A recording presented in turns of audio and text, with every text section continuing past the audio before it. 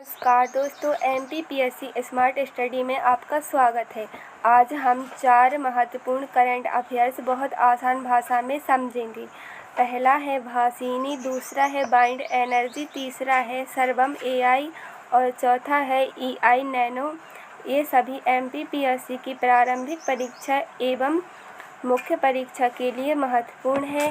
अंत में हम इसकी कुछ PYQ भी देखेंगे।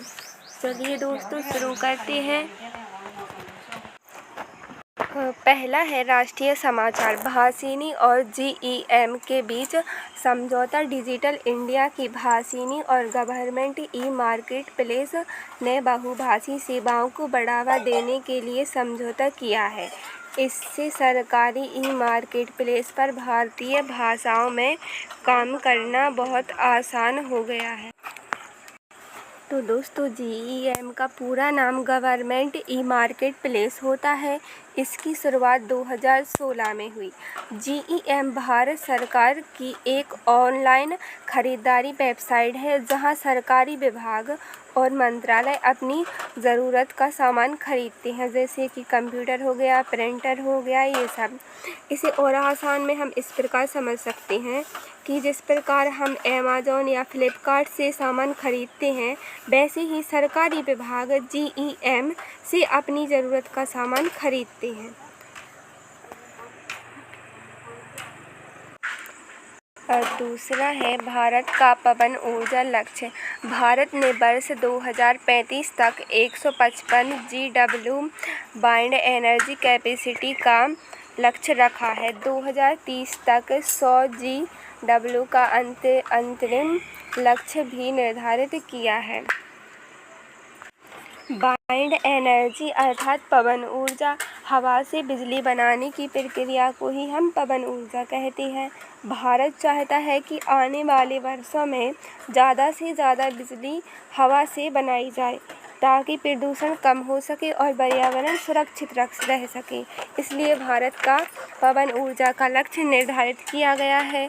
अब इसमें GW क्या है, तो बाइंड एनर्जी कैपेसिटी, और GMW का मतलब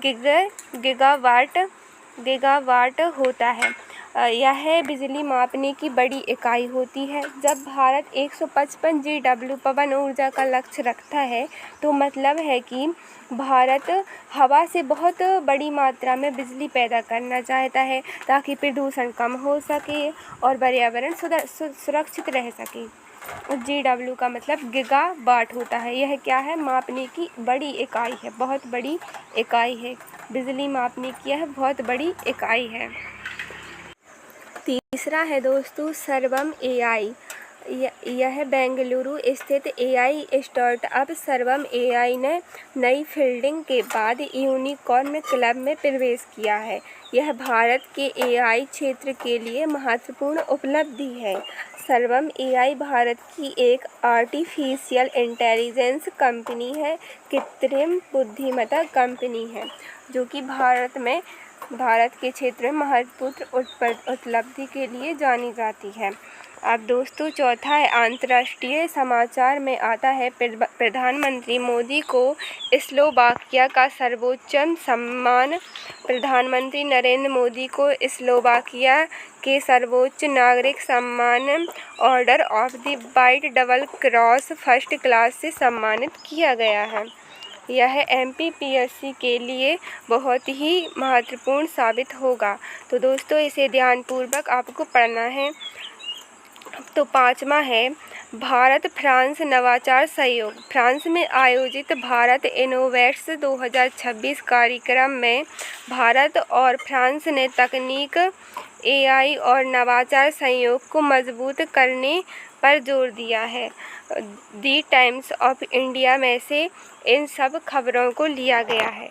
अब पर्यावरण और भूगोल के क्षेत्र में आता है छठवां एवं अपना अंतिम है एल नीनो का प्रभाव।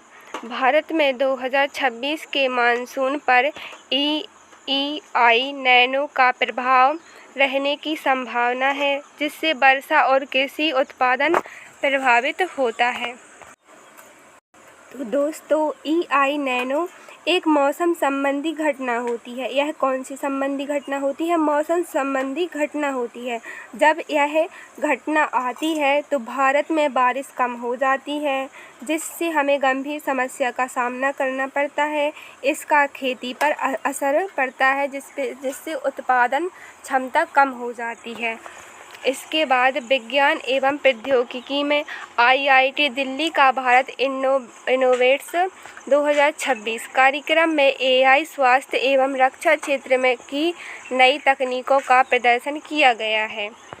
MPPSC प्रीलिम्स के लिए भाषिणी का संबंधित किससे है?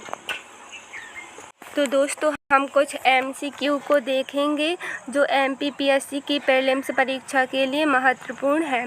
तो फर्स्ट है, भाषिणी का संबंध किससे है?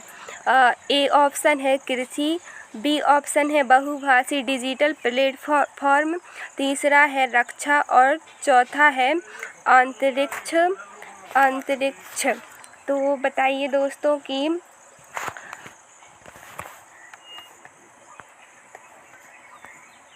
भाषिणी का संबंध किससे है? तो इसका आंसर होगा B।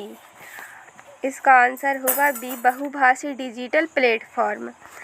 अब सेकंड क्वेश्चन है, भारत ने 2035 तक कितनी पवन ऊर्जा क्षमता का लक्ष्य रखा है? भारत ने 2035 तक कितनी पवन ऊर्जा का लक्ष्य रखा है? तो इसका आंसर होगा C। तीसरा MCQ है, order of the white double cross किस देश का सर्वोच्च सम्मान है? Order of the white double cross किस देश का सर्वोच्च सम्मान है? इसका आंसर होगा B, स्लोवाकिया का यह सर्वोच्च सम्मान है। तो चौथा क्वेश्चन है, सर्वम AI किस क्षेत्र से संबंधित है? सर्वम AI किस क्षेत्र से संबंधित है? तो इसका राइट ऑप्शन होगा B, कृत्रिम बहुविधता या फिर AI आर्टिफिशियल इंटेलिजेंस से संबंधित है। अपना अंतिम क्वेश्चन है, EI नैनो मुख्यतः किससे संबंधित है? इसका आंसर आप लोग कमेंट बॉक्स में दीजिएगा। अगर आपको वीडियो पसंद आई हो तो इसे लाइक एवं सब्सक्राइब कर लीजिएगा।